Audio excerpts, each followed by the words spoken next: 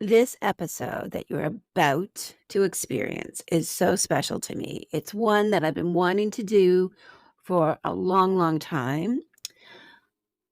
To make it even better, the conversation includes all of the key bearers in Covina. So we are full circle with all seven of us discussing Hecate as the maiden. This is such an interesting topic, and I hope you very much enjoy our conversation. If you are looking to join our coven and get to know all seven of us a bit better, you can use the links in the show notes to learn more. Hail Hecate. We're going to get started by talking about how Hecate was sometimes described in different ancient texts as a maiden. So there were different words in ancient Greece and Rome that they used to describe maiden. One is Kore, which is attributed to Persephone when the innocent Persephone or the Persephone above ground, but it also has a lot of meanings and was applied to Hecate as well. And then there's another term, Parthenos, which also means maiden or virgin. These are really interesting aspects of Hecate, but they apply to many of the ancient Greek and Roman goddesses. So we're going to be unpacking them for a little while in a conversation. We have a lot of collective cultural baggage around the meaning of the maiden. Sometimes she is venerated as pure and chaste and, to be emulated. Sometimes that becomes viewed as rigidity, that there's something wrong with the maiden for not being sexual, if she is indeed not sexual, because the Greeks and the Romans had their thoughts about that. So this is a really interesting conversation, something I've been wanting to have for a long time. And we've got everybody here today to talk about it. So we're going to light our candles, and I invite you to light your candle and welcome in the spirit of Kore, maiden. This is our Kore sigil. And on the back, I have Margie's amazing Kore illustration. So let's just release our individual and collective baggage with that counterclockwise motion that we have about the maiden. We might even be carrying things from our own youth. Anything like that comes to the surface, just see it floating off. And now let's cast that circle around us, protecting us and connecting us and helping us to really enter into the mystery of this aspect of Hecate and many other goddesses. Where do we even begin with this topic? I think this is perhaps why we haven't had a conversation like this about Hecate, Kore, Hecate, Parthenos, because it's so complicated. It doesn't mean what we may have been taught that it meant. So right from the get-go, this requires some unpacking about the difference between the Victorian Christians who translated a lot of the ancient Greek and Latin texts, and how the Greeks and Romans actually understood things. So I think we need to start off with some history. But perhaps, I don't know, why don't we jump into where a couple of the sources for Hecate, where these come from Hecate first. So Kore is a really interesting epithet, and it actually comes from many sources of Hecate, but as an epithet of Hecate. But at the same time, Hecate, of course, is really connected to Kore herself, Persephone herself, as part of that triad of Hecate, Demeter, and Persephone. So perhaps the source that we probably all know is from the Orphic hymn to Hecate. So I chose that for our invocation today. So maybe we can just start with this. Lovely Hecate of the roads and of the crossroads I invoke. In heaven, on earth, then in the sea, saffron cloaked, tomb spirit reveling in the souls of the dead, daughter of Perseus, haunting deserted places, delighting in deer, nocturnal, dog loving, monstrous queen, devouring wild beasts, ungirt and repulsive, herder of bulls, queen and mistress of the whole world, leader nymph, mountain roaming, nurturer of youths, maiden, I beseech you to come to these holy rites, ever with joyous heart and favoring the ox herd. So to me, this hymn is so evocative of something mysterious and great and sacred. And at first glimpse, it does, if you try to analyze it and go beyond kind of like the emotional, spiritual reaction to it, it's like this is Hecate has like lots of powers, but she's queen, she's maiden, she's mistress, and typically, like in our thinking, you know, the mistress is not the maiden. Like maidens are not mistresses. You know, they're lower ranking. So the word actually, the Greek word used is kore in this poem. It's not the other one, which is Parthenos, which we're going to talk about in a little bit. So I'm really interested to hear what you all think. First of all, on this hymn in general, like, do you connect to this hymn in general? Like, does it feel like you're Hecate to you? And then, of course, about like, how can she be maiden, mistress, queen? Like, isn't, how do we kind of unpack his multiplicity? Well, for me, Hecate, it's almost like that Hecate is all encompassing.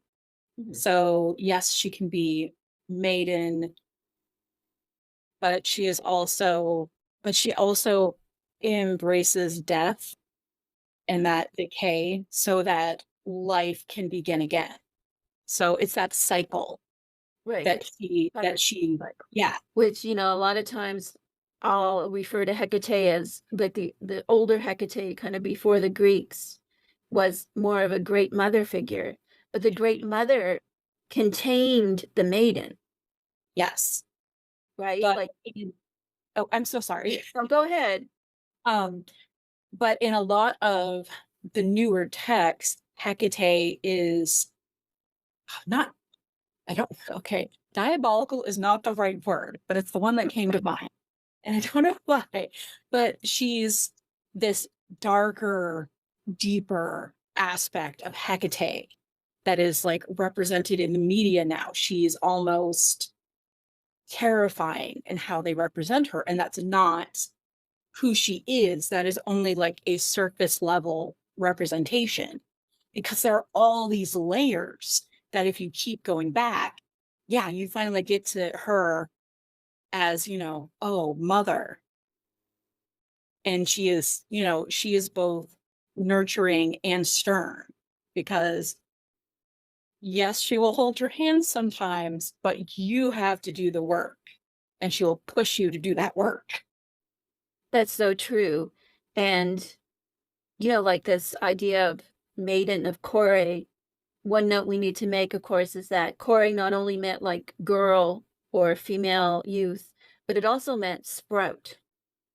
So it refers to Hecate physis, which is Hecate as kind of the source of nature or the bringer of nature, which is kind of deeper than, for example, like Demeter being the ruler of agriculture, for example. You know what I mean? Like it's like Hecate is this, but we're getting to that liminality, right? Like there's, she's not the plant, but she's the force that is this that makes the sprout grow. Yeah, that spark of life that that begins the like the whole process of the sprout. Right, and so the word "core" had all this richness to it that in the English language, calling that maiden or virgin, it gets really corrupted. Does this make sense? Does that make sense, Liz?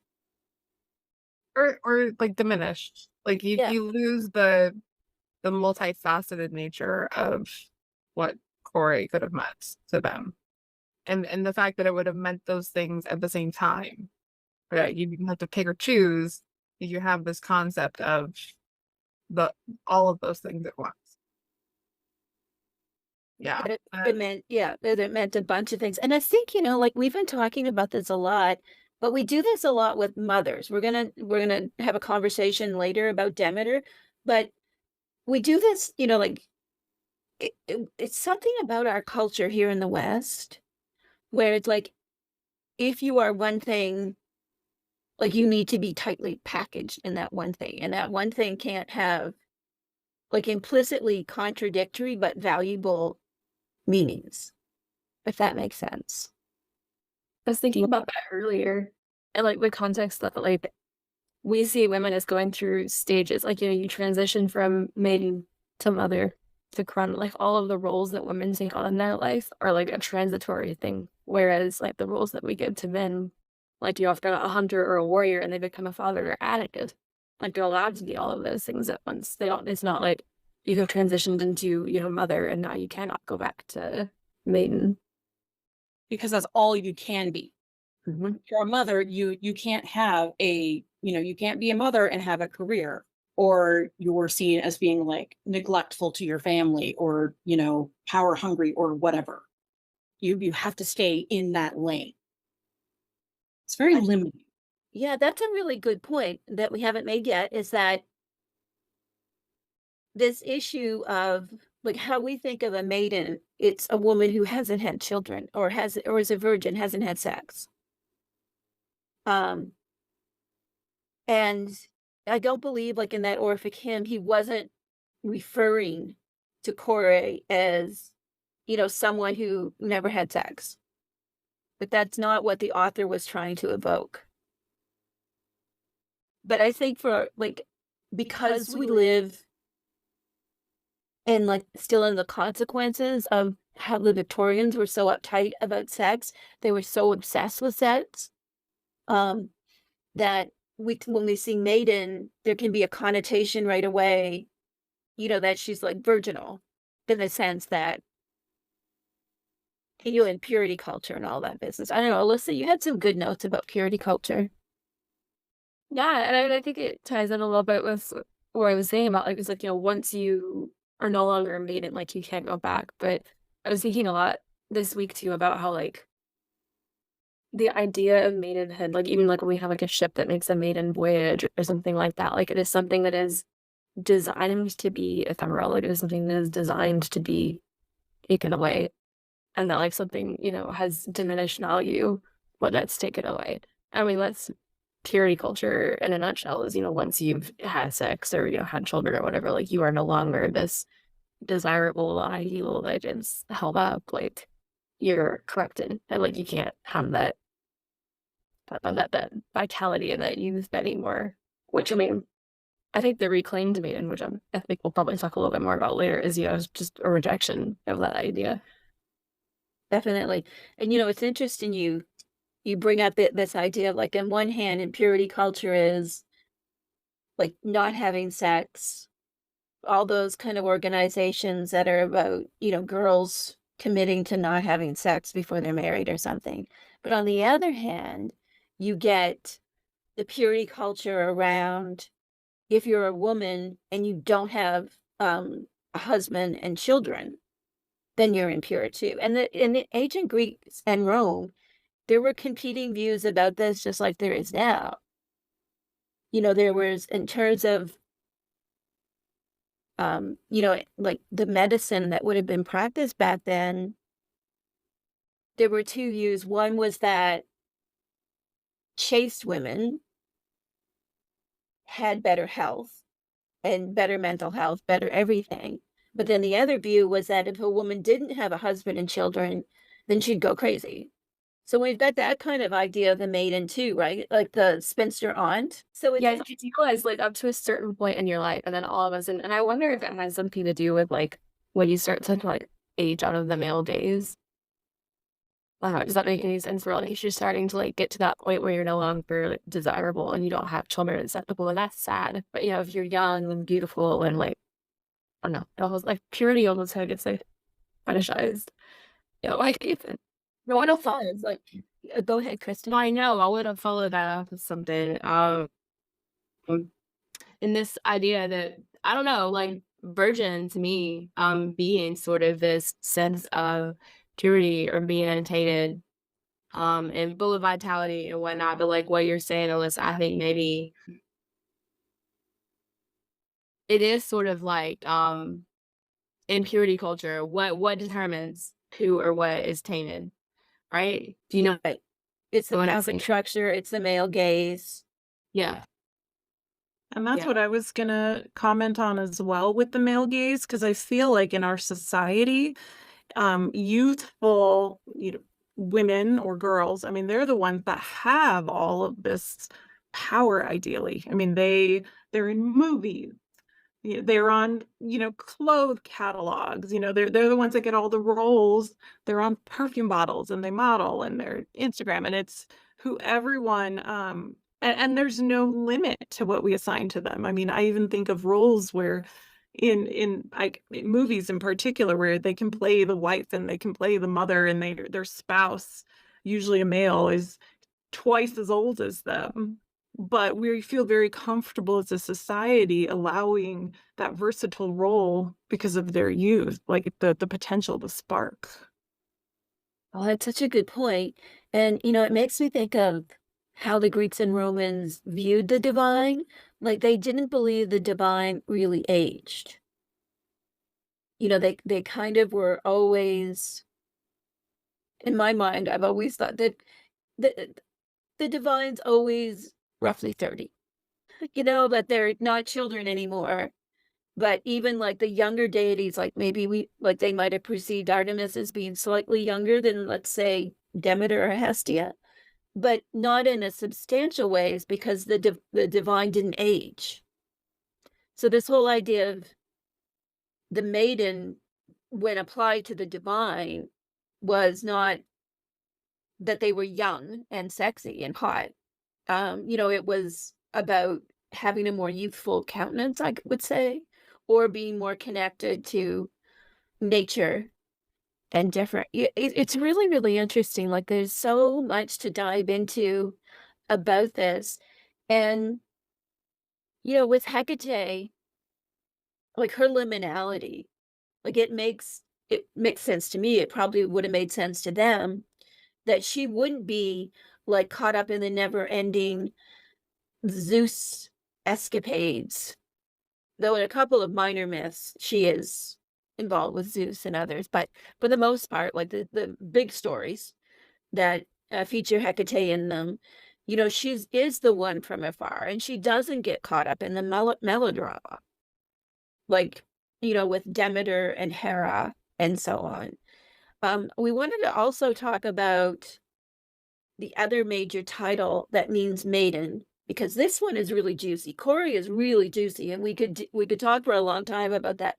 But there's another one that's translated as meaning virgin or maiden too, and that is Parthenos, which is typically translated in English as virgin or maiden.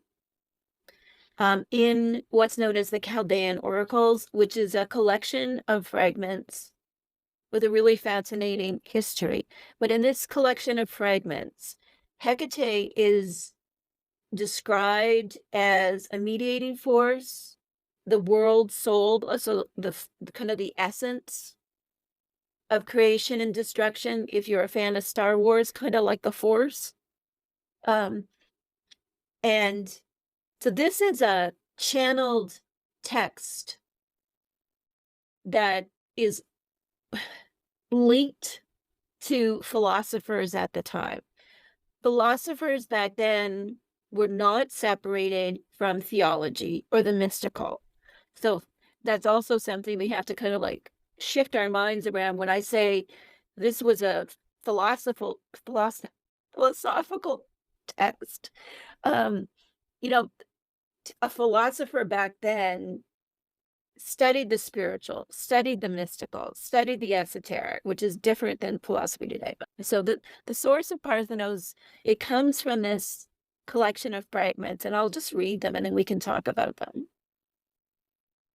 Around the hollow of her right flank, a great stream of the primordially generated soul gushes forth in abundance, totally ensouling light, fire, ether worlds. In the left flank of Hekate exists the source of virtue, which remains entirely within and does not give up its virginity. And I know, virtue and virginity have the same root, right? It's that cleanliness. It's being beyond the miasma, or in a Christian lens, it's being beyond sin, like it's not having original sin, but I know we can get our backs up even at the word virtue. Like if we say we are devotees of Hecate and we are trying to live a virtuous life, like that can cause some discomfort. I don't know, Kristen, what do you think of this? Are you trying to live a virtuous life? Doesn't it sound like I'm trying to recruit you to the Baptist church or something? I don't have a lot of issues with the word virtue. I think I just want to live a virtuous life. I wanted to jump in and say, I think it's very interesting with virtue. It's not something that you associate with young men. I mean, so virtue, like high moral standards, and whose morals are we even looking at? Like that of society's morals. And so that's kind of related to the core. A lot of the Victorian concept of virginity is this, Madonna, Mother Mary-esque young maiden with high moral values, pedestalized. And yet, if you think about it, if youth is supposed to be associated with virtue, it's not something that we all, or at least I do not associate that with young boys.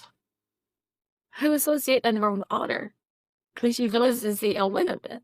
But there are definitely like sects that do specifically want their men to be virtuous. Like there are, like within Christianity specifically, there are like, I'm thinking of like Mormonism, there are probably a few others that are very focused on they are very focused on virtue even for men.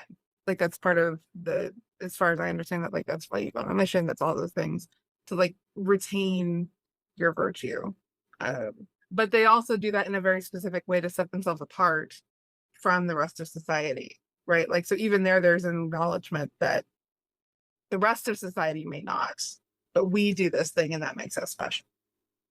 But they do it in a way where it's like you're supposed to be virtuous, but also worldly, because the men go out on missions. Mm-hmm. But the women, while some of them do go on missions, they're pressured into, you are supposed to be home, you are supposed to be a homemaker, you are supposed to be a mother. We're switching to that role. And I think even the fact that you go out into the world, like it's not about going out into the world, it's about taking the virtue. And again, like I'm speaking for Mormon people here, fine. But like it's like you're taking the virtue of Mormondom into the world, right? Like it's not about you going and experiencing the world as it exists. It's about you taking the message of your world into their world. That's true. Yeah. So like, right? That's why they go in pairs. That's why they're not supposed to be alone. There's a shield there. Their battle buddy, their missionary partner is there to protect them from whatever scariness the real world may impose upon them as they're out doing their mission. Like the dirt of the world. Right. Right. The world is impure, and because they're pure and virtuous, then they will get rewards in the hereafter. Mm-hmm. I don't know if the Mormons go to heaven. I don't know how that works, but That's a whole bucket that you don't want to open up. okay. But we'll just say in the heavens, hereafter there we are rewarded. There are rewards, yes. There are rewards for being virtuous. However, whatever the religion defines that. But in this case, this is interesting. Like Parthenos, and the use of Parthenos in the Chaldean oracles is talking about. Well, it's really interesting because it's talking about that she is untainted. Yeah, like to me, it's more the concept of like not in the mess of the world at all. You know what I mean? Like it's not about like sexual purity or No. like marital purity. It's about she is over and above the things of the world. Or, you know, like in because for me, the Hecate that I relate to is a very abstract. She really is the Chaldean oracle type. Right. It's kind of like an apartness, a separation. Like this doesn't need to be a concern for you. You know what I mean? Like you don't need to have the concern of having a husband or having a family or whatever, because that's not your role. Your role is separate and other. And Right.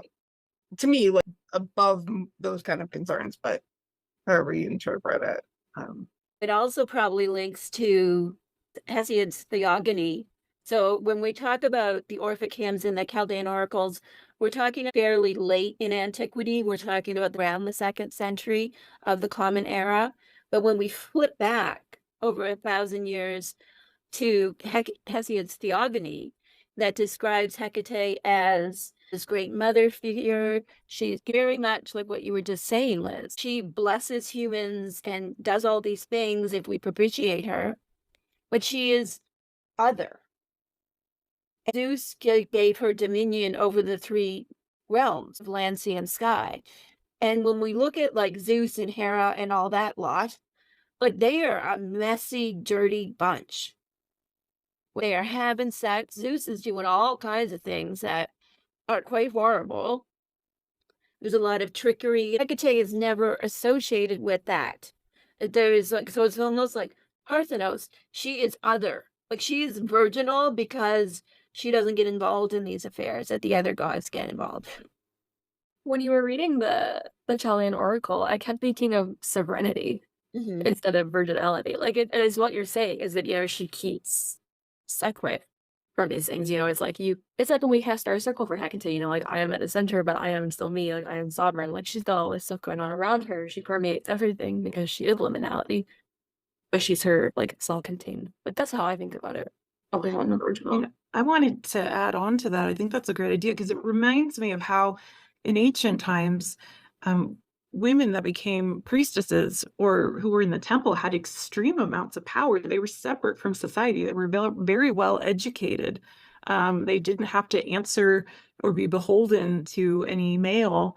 And I mean, that was actually kind of what you wanted to do. If you wanted to have a sovereign life, you sort of wanted to get yourself into a temple and have your freedom separate from society. Right. And then you could be a Parthenos. Right. You would be what they would call a Parthenos. So it could be like the Pythia, for example, the ancient priestesses were considered Parthenos. So it's very different than how we would say virgin to refer to someone today. They didn't necessarily have to be virginal.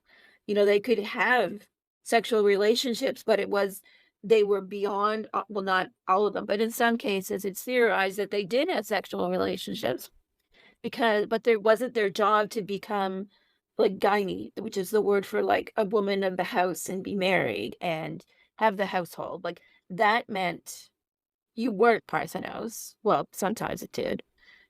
Because the other thing that I learned that I found so interesting was that if your father was a coward, even if you were married, you were called a Parthenos because they valued bravery so much that you could never officially be wife if your father was a coward. But it meant something really different.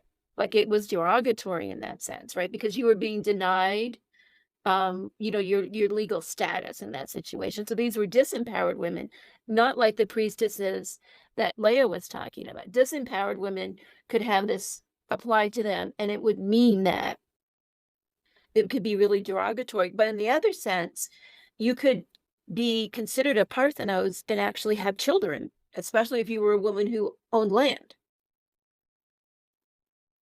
So it was more of a title about, I think you hit the nail on the head, about like sovereignty, Leia, and not being kind of, what's the right word for it? Not be like driven by marriage and the home. Like dependent or childlike. That's really interesting.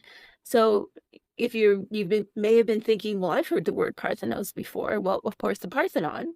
And since we have our resident Athenian, well, spiritual Athenian, she's not from Athens, with us, we can't talk about Parthenos without talking about the Parthenon, whose temple was Athena's, because I think everyone knows about the Parthenon. But not a lot of people, most of us can conjure an image of the thing in our head, right? So, Liz, Mhm. how do you interpret Athena's Parthenos? So for me, it's about being independent of the system, Mm, right? Like, and I think you can also say that about Artemis as well, in a different way. But putting yourself in the mindset of being a Greek or Roman woman, like you really had like that one track, really. mm, I mean, unless you escaped into the temple or whatever, like you really had one function. Like one function, your whole life was one function, and it was to give birth to a boy. right. So it's a total escape from like being subsumed by that system. It's like I instead am an independent person, and I think for me that's why I don't know. There's just something very evocative to me, I guess is the right word, about like having to stand on your own like that. Mm, And like not only, but still because again she's not just the goddess of like warfare and stuff. She's also the goddess of handcrafts and weaving and things that would have been traditionally feminine. So it's not a rejection of the fact that she is a female. It's a like, no, I'm gonna take my own path kind of deal. And to me, that's what's so inspiring and drew me to her, and possibly her to me, to begin with. It's about taking all the parts and bringing them together and not allowing yourself to get stuck in one title or one role or one frame. It's about being self-begotten, which is another epithet that's applied to Hecate, right? Like the self-begotten, we would say sovereign, self-made, like Athena certainly, I mean, she did pop out of Zeus's head, but she was like self-begotten, she was self-made.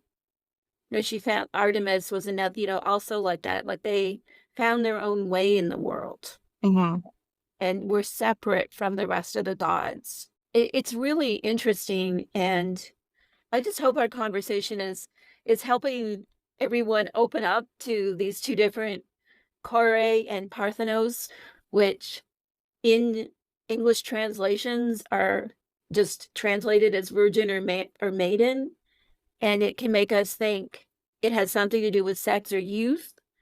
But when the texts were written, it was really something much more complex and powerful than being, like a nubile woman, or not. And it really did, like Liz, you raised such a good point. In the ancient Mediterranean, well, a lot of history, women had one track. And, a Parthenos was someone who just veered off that track, basically. Well, and also like still retained value.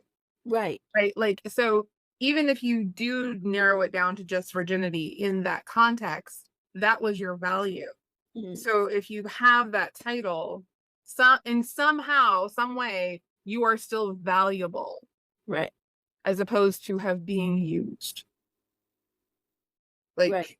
once you're a wife, once you've had the children, you're used. Your function is over.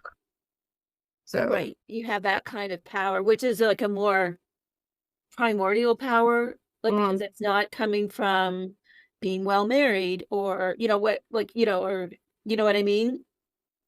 And Cora, a different meaning, which is more related to the natural world and about being connected to the natural world and spring or the spark of energy and so on. So they're really interesting. I think connecting to Hecate this way, for me, like it's like you said, Liz, I very much attuned to the Chaldean Hecate and then, her association with witchcraft and so on. To me, that's all kind of subsumed by what's much greater, like the world soul, who is, Parthenos, like ungirt, unbridled, untethered by either the father gods and the Chaldean oracles or whatever, cosmic forces, Zeus, whatever you want to call them, then that gives her a special connection to humans,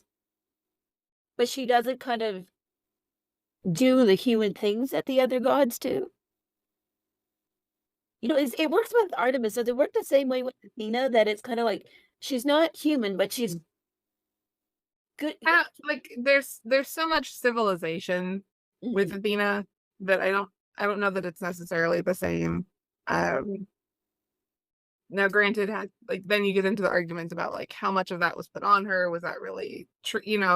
Like the Athena that I interact with is not necessarily the Athena that you would read about in like a traditional myth book, right? Like Right. that's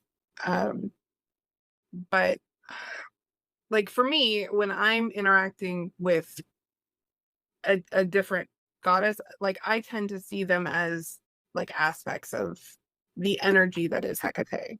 So like that's kind of like how I work with, even when I'm working with Athena. Like to me, Hecate is kind of an undercurrent of everything. So I guess for me, maybe Athena is like the civilized part of Hecate, for lack of a better word, like the part that has to go to the city and get shit done. You know what I mean? Yes. Well, Negotiate contracts and do all the things. right. All those things that Hecate's like, these Yeah. things need to be done, but Athena, can you handle Yeah. that? Can we make this happen, please? So I think it's interesting. Anybody have any final thoughts? I just think it circles back to respect. I mean, just all very well respected goddesses who were held to a different standard, separate from, the other gods and goddesses, feared as well as loved. And just the complexity of that is just really, I think it ties back into the invocation that you read at the beginning with Hecate. She is a complex figure. So, hail Hecate Kore, Parthenos, so much more than just a mate.